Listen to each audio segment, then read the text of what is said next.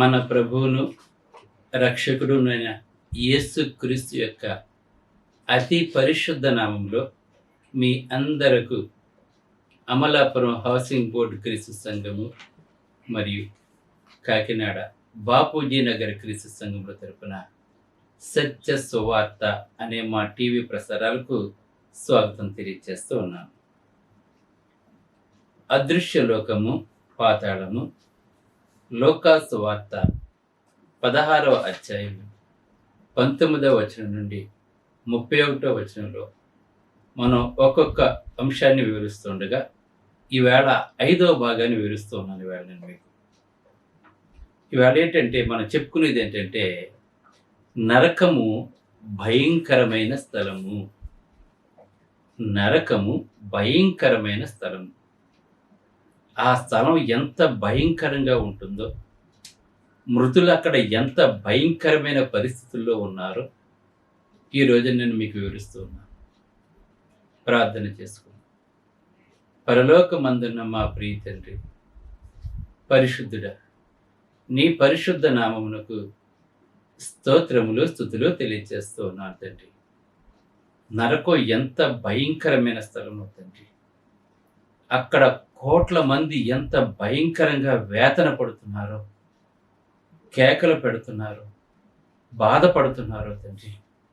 ఈవేళ మా ప్రియులకు వివరిస్తుండగా ఆ స్థలానికి వెళ్లకుండా తండ్రి ఈ వర్తమానం ద్వారా అనేక మందిని రక్షించడానికి ఈ ప్రసంగం సహాయపడేలా చేయమని క్రీస్తు యేసు పరిశుద్ధ నామములో ఈ ప్రార్థన చేయుచున్నాను తండ్రి. ఆమేన్. ధ్యానాంశం ఏంటంటే నరకము భయంకరమైన స్థలం. ఈవేళ లాజరు ధనవంతుని యొక్క కథలో ధనవంతుడు అగ్నిజ్వాలల్లో ఎంత భయంకరంగా వేదన పడుతున్నాడో వివరిస్తూ అక్కడ అతను పడే వేదన ఎలా ఉందో ఈ ఉపమానంలో వేళ మనం తెలుసుకుందాం. నరకము బహు భయంకరమైన స్థలము. బహు భయంకరమైన స్థలము. మనకి ఏదైనా సరే భయంకరమైన బాధతో కూడిన వ్యాధి వచ్చినట్లయితే దానిని తట్టుకోలేక కేకలు వేసి అరుస్తూ ఏడుస్తూ మనం బాధపడుతూ ఉంటాం. మనం కొన్ని బాధలు చాలా భయంకరంగా ఉంటాయి. కానీ ఈ బాధ వాటన్నిటికంటే కూడా కొన్ని కోట్ల రెట్లు హెచ్చుగా ఉంటుందండి ఈ బాధ. నరకంలో మానవ ఆత్మ పడే బాధ. నరకం అనేది ఎందుకంటే నాశన పాత్రను అనుభవించే నిత్యమైన పరిధి. నరకం అంటే నాశన పాత్రలు అంటే దేవుని చేత ఆశీర్వదింపబడిన వారు కాకుండా దేవుని చేత శపింపబడినటువంటి వారందరూ కూడా భయంకరమైన బాధ అనుభవించే స్థలాన్ని నరకము, ఇంగ్లీష్లో గెహెన్నా అని పిలుస్తూ ఉంటారు.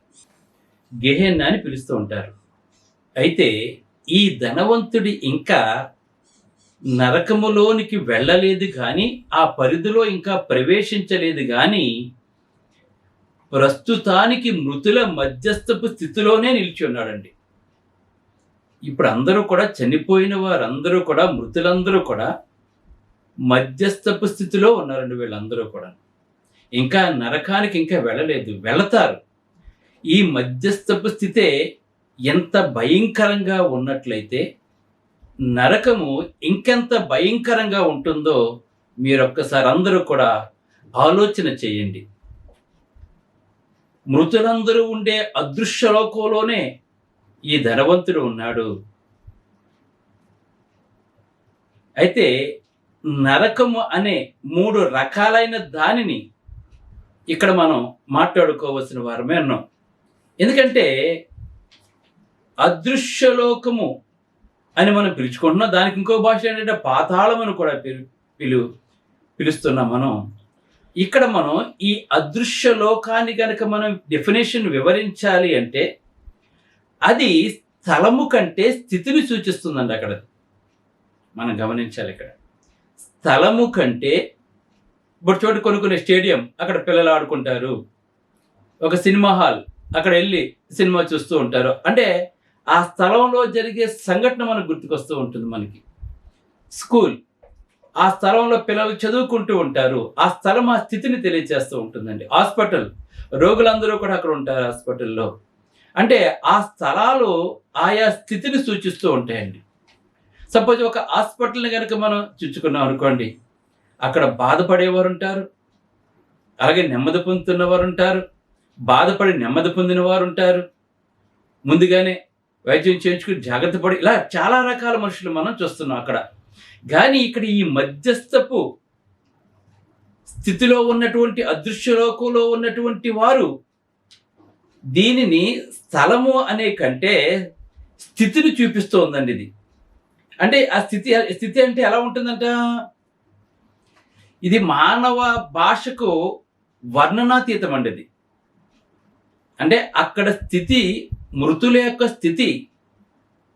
అంటే దేవుని ఎరగనటువంటి వారు, దేవునితో సరిగా నడవలేనటువంటి వారు, దేవుని నిర్లక్ష్యం చేసినటువంటి వారు, దేవుని దూషించినటువంటి వారు, వీరందరూ కూడా ఇక్కడ ఎలా ఉంటారు అంటే ఇక్కడ తెలియచేస్తున్నాడండి. వాళ్ళ యొక్క స్థితిని తెలియచేస్తున్నాడండి. ఆ స్థితిని మనం వర్ణించాలంటే భాషా ప్రయోగం సరిపోదు. మరి ఎలా దీన్ని వర్ణించాలి అంటే, నేను చెప్పేదానికంటే, బైబిల్ మనకు వివరించేదానికంటే, యేసు ప్రభు గనుక రెండవ రాకడలో ఇంకా రాకపోతే, మనం గనక ముందుగానే చనిపోతే, అప్పుడు ఆ అదృశ్య లోకంలో, పాతాళంలో వేతన పడేవారి బాధ ఎలా ఉంటుందో మనం చూస్తాం. మనం అక్కడ ఒకవేళ నువ్వు ఆ స్థలం దాటి నెమ్మది పొందే స్థలానికి వెళ్ళిపోయినట్లయితే, దేవుని ఎరగనటువంటి వారు పడే బాధను మనం గమనిస్తాం. ఒకవేళ నీవు గనక అదే ధనవంతుడున్న చోట్లోనే గనక నువ్వు పడినట్లయితే, ఆ అదృశ్య లోకంలో ఉండే ఆ బాధ ఏంటో నువ్వు స్వయంగా చూస్తావు. కనుక మంచి కానీ చెడ్డ కానీ మృతుల ఆత్మలుండే అదృశ్య లోకం అండి. అంటే మంచి చేసిన వారికి ఒక ప్రత్యేకమైన స్థలం ఉంది. వారు నెమ్మది పొందుతూ చక్కని స్థితిలో ఉన్నారండి. వాళ్ళు స్థితి అంటాం మనం, వాళ్ళ స్థితిమంతులు వాళ్ళని మాట్లాడుతుంటాం మనం. అంటే వాళ్ళకి అన్నీ సక్రమంగా ఉన్నాయి, సంతోషంగా ఉన్నారని చెప్పి మనం మాట్లాడుతూ ఉంటాం మనం. అదేవిధంగా మంచి కానీ చెడ్డ కానీ మృతులు ఆత్మలుండే అదృశ్య లోకం ఉండదు. ఇక్కడ ఉన్న వాళ్ళందరూ కూడా తీర్పు కొరకు వేచి ఉండే స్థలం అన్నమాట ఇది. అంటే యేసు ప్రభు వారు రెండవ రాకడలో వచ్చినప్పుడు తీర్పు కొరకు వేచి ఉండే స్థలం.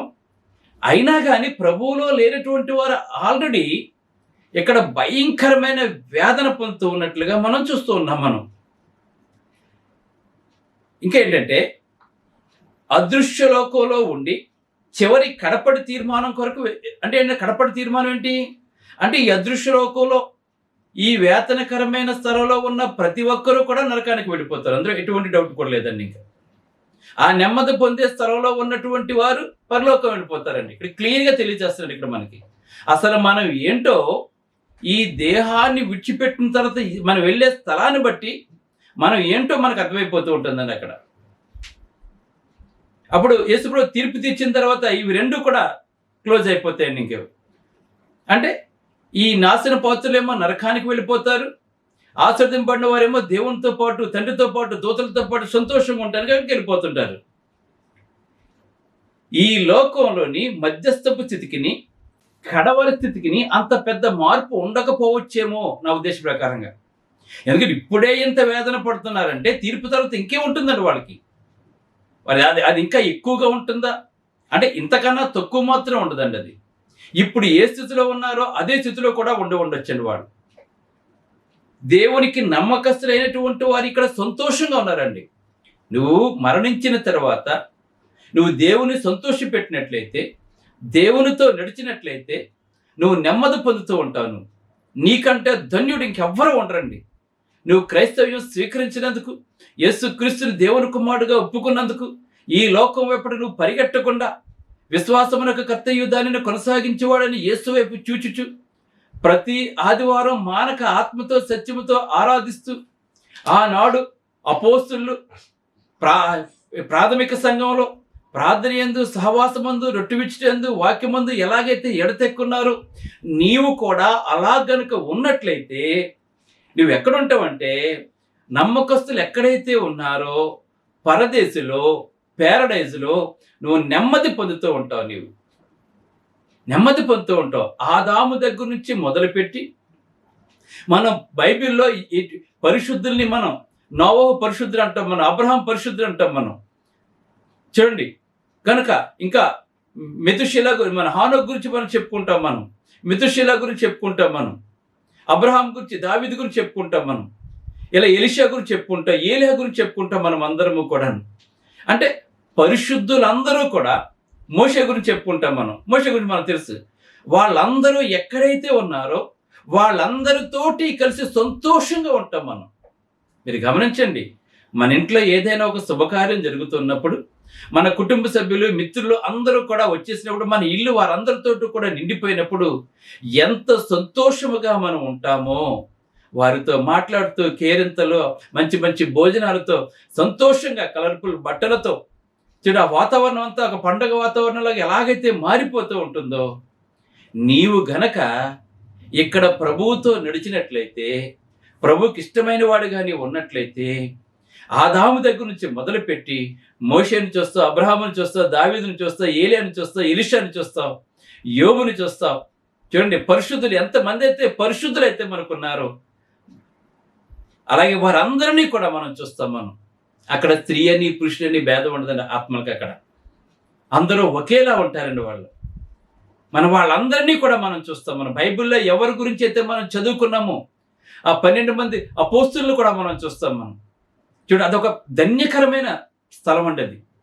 ఆ మధ్యస్థపు స్థితి ప్రభువులో ఉన్నటువంటి వారు అది చూడండి, ఆ స్థలంలో చూడండి, ఆ మధ్యస్థపు స్థితిలో నెమ్మది పొందుతూ ఉన్నటువంటి వారు, నమ్మకస్తులైన వారు ఎంత సంతోషంగా ఉంటారో, దేవునికి నమ్మకస్తులు కాని వారు కూడా భయంకరమైన దుఃఖాన్ని అనుభవిస్తూ ఉంటారని గమనించండి. వాళ్ళు ఎలా ఉన్నారు, నువ్వెలా ఉన్నావు? వాళ్ళ సంతోషాన్ని నువ్వు చూస్తూ ఇక్కడ భయంకరంగా దుఃఖాన్ని అనిపిస్తూ, వేదన అనిపిస్తూ, గొల్లు పెడుతూ నీ ఒక్కడవే కాదు, ఆ ధనవంతుడు ఒక్కడే కాదండి. ఇక్కడ ధనవంతుడి గురించి అంటే మాట్లాడుతున్నారు, కానీ ఆ ధనవంతుడితో పాటు ఎంతమంది అయితే ఆదాము దగ్గర నుంచి మొదలు కొన్ని దేవుని మార్గాన్ని విడిచిపెట్టి తన ఇష్టమైన మార్గాన్ని వెళ్ళిపోయి, ఇప్పుడు చూడండి, నోవహు జలప్రళయం కాలంలో ఎంతమంది నశించిపోయారు. వాళ్ళందరూ కూడా సొదొమ గొమొర్రా పట్టణంలో వాళ్ళందరూ కూడా, అంటే ఆదాము పుట్టింది మొదలుకొని మనం చనిపోయే వరకు కూడా ఎంతమంది అయితే పాపులు ఉన్నారో వాళ్ళందరూ కూడా వాళ్ళు పెట్టే బొబ్బలు, కేకలు, అర్థనాదాలు, ఆ భయంకరమైన ధ్వనులతో ఆ పాతాళంలో ఆ వేదనకరమైన స్థలం భయంకరమైన వాతావరణాన్ని క్రియేట్ చేస్తూ ఉంటుందండి. అది అక్కడ వాళ్ళకి ఎప్పుడు నెమ్మది అనేది ఉండదండి. అక్కడికి నువ్వు వెళ్లకుండా ఉండాలని చెప్పి ఈ ప్రసంగం నీకు నేను చేస్తానండి. ఈ ధనవంతుడు లాజరు ప్రసంగాన్ని ప్రభు అయిన యేసుక్రీస్తు మనం ఎందుకు తెలియజేస్తున్నారు? వాళ్ళిద్దరూ ఉండే చోట్ల నువ్వు ఏ చోటుకి వెళ్తావో భూమి మీదే డిసైడ్ అవ్వమని చెప్తున్నాడు దేవుడి. వేళ మీకు ఒక అద్భుతమైన ప్రసంగం అండి ఇది.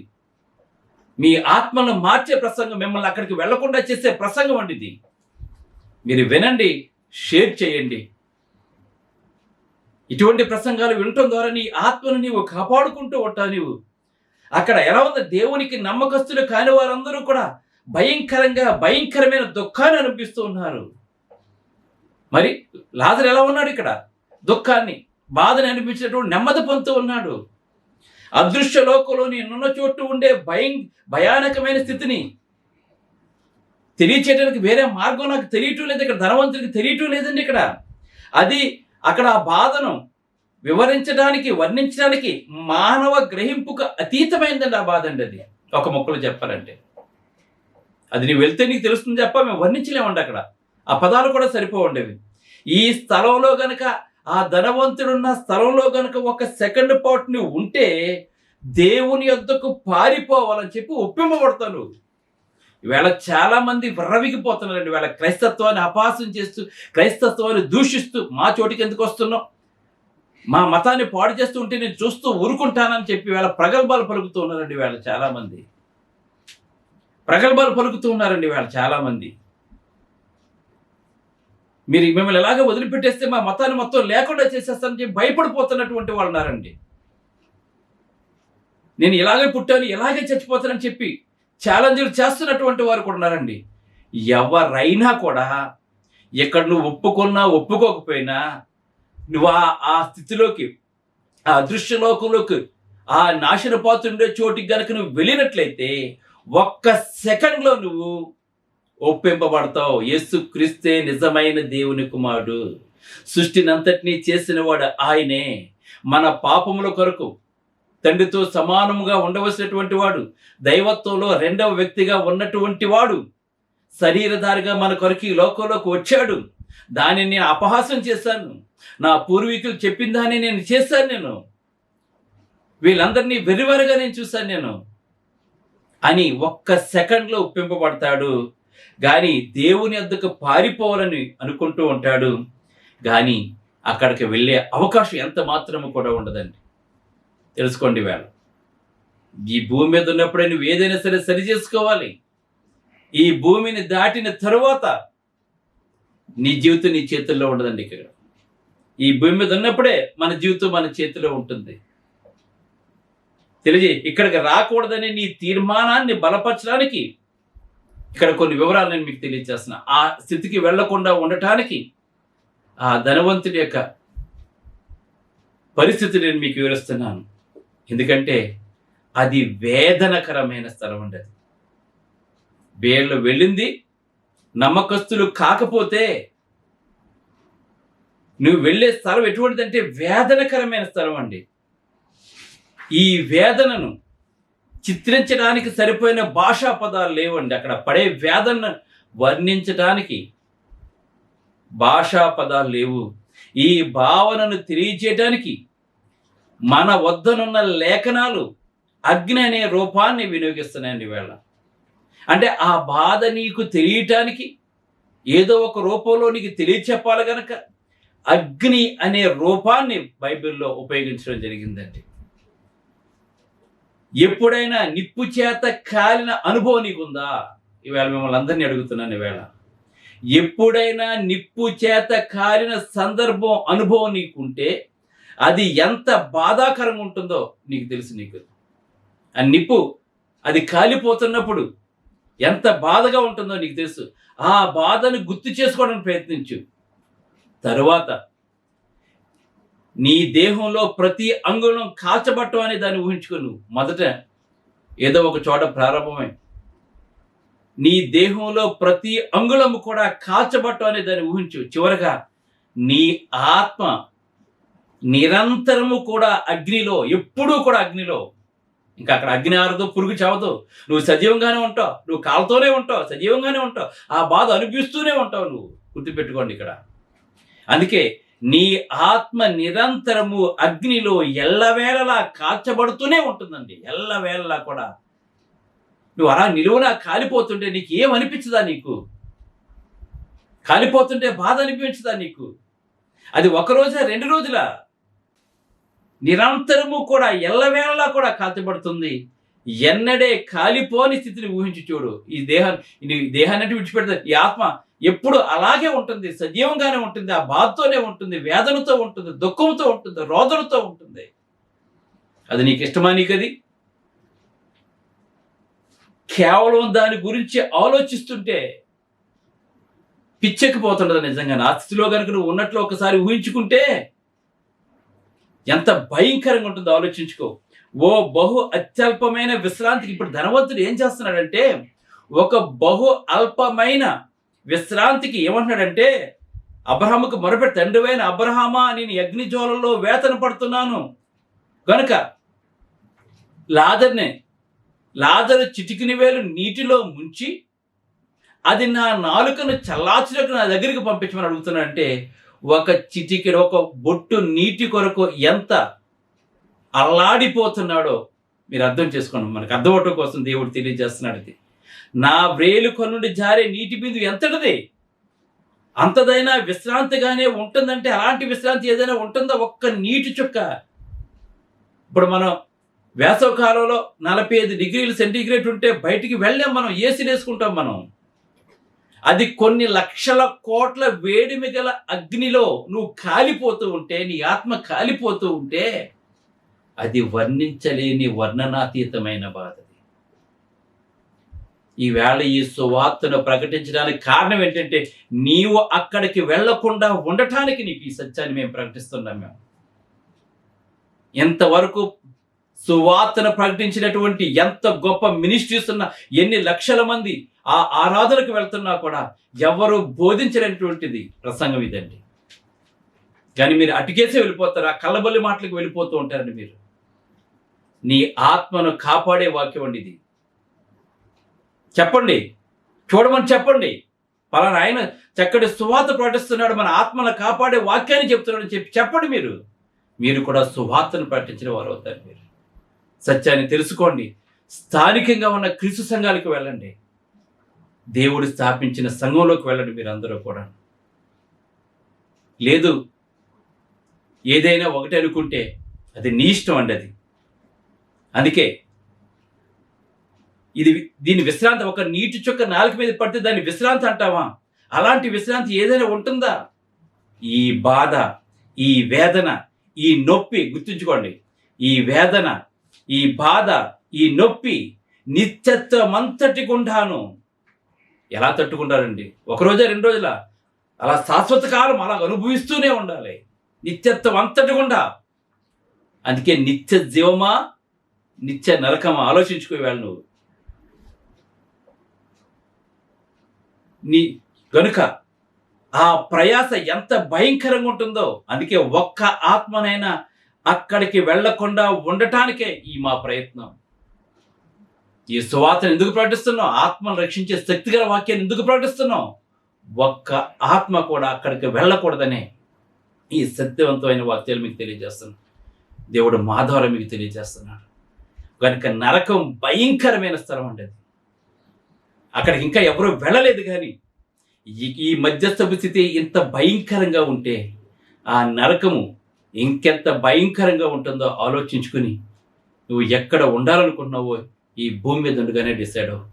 నువ్వు ఇంకా రక్షించబడకపోతే ఈ ప్రసంగం విన్న తర్వాత నేడే యేసుక్రీస్తు దేవునికి కూడా ఒప్పుకో, నీ పాపలన్నీ కూడా కడిగి వేసుకో. దేవుడు స్వరక్తమిచ్చి సంపాదించిన తన సంఘంలోకి నువ్వు వెళ్ళు. ఏది పడితే అది కాదండి. దేవుడు చెప్పలేనివి, దేవుడు నాటలేని వాటిలో వేళ విపరీతంగా వెళ్ళిపోతున్నారండి. వేళ అబద్ధ బోధనలోకి వెళ్ళకుండా దయచేసి ప్రార్థన చేసుకుందాం. పరిశుద్ధుడు అయిన తండ్రి, పరలోకమందున్న దేవ, నీ పరిశుద్ధ నామమునకు స్తోత్రాలు స్తుతులు తెలియజేస్తున్నాను తండ్రి. ధనవంతుడు లాజరు తండ్రి, మరి పాతాళం అదృశ్యలోకం ఎంత భయంకరంగా ఉంటుందో తండ్రి. ధనవంతుని బాధ, అతనున్న చోటు ఎంత భయంకరంగా ఉందో తండ్రి. మరి అక్కడికి ఎన్ని కోట్ల మంది మరలా వెళ్ళబోతున్నారో తండ్రి. వారిలో కొంతమందినైనా తరి అగ్నిలోంచి లాగటానికి తండ్రి, ఆ వేదనకరమైన స్థలంలోకి వెళ్లకుండా ఉండటానికి తండ్రి, నా నోటికి నోరుగా ఉండి మాట్లాడిస్తున్నందుకే స్తోత్రాలు తెలియజేస్తూ, ఈ ప్రభు ఈ రక్షణ సువార్తను ప్రపంచమంతా చెప్పడానికి నీ దాసుని జ్ఞానంతో నింపండి. నీ గుప్పులు ఇప్పి ఆర్థికంగా నీ దాసుని బలపరిచి ప్రభు, ఎక్కడ పడితే అక్కడ సంఘాలు ప్రారంభించాలి తండ్రి. అమలాపురం, కాకినాడలో స్థలాలు కొన్ని చర్చలు నిర్మించుకోవాలి తండ్రి. మా చుట్టూ నశించిపోతున్న ఆత్మలను ఆనాడు అపోస్తలులు ఏ సువార్త అయితే ప్రకటించారో దాన్నే మేము ప్రకటించాలని ఆశపడుతున్నాం తండ్రి. ఆర్థికంగా ఇబ్బందులకు గురవుతున్న దయ చూపించండి తండ్రి. అనేక మందిని ఈ సేవలో సహకారులుగా చేయండి తండ్రి.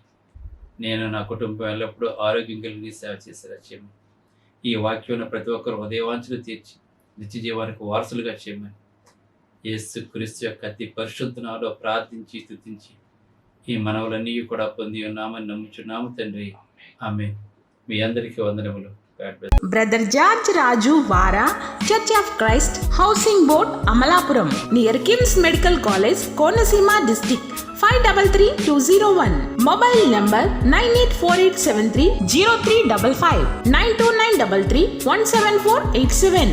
Email ID georgerajuvara@gmail.com. Website www.helpingforpoor.com.